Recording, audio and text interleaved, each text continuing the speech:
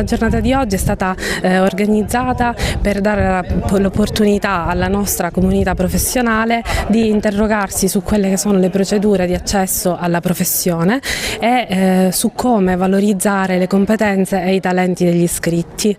In questo senso parlare di pari opportunità significa appunto valorizzare l'apporto di ciascun iscritto, ma significa anche pensare nell'ottica di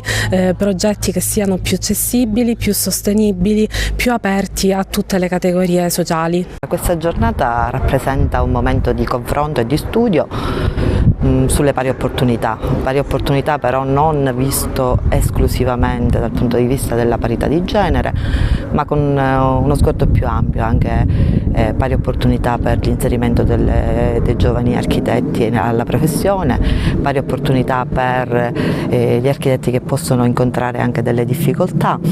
guardando il doppio aspetto, sia quello accademico che quello professionale, quindi due realtà che costruiscono una professione oggi si metteranno a confronto per vedere anche le strategie e migliorare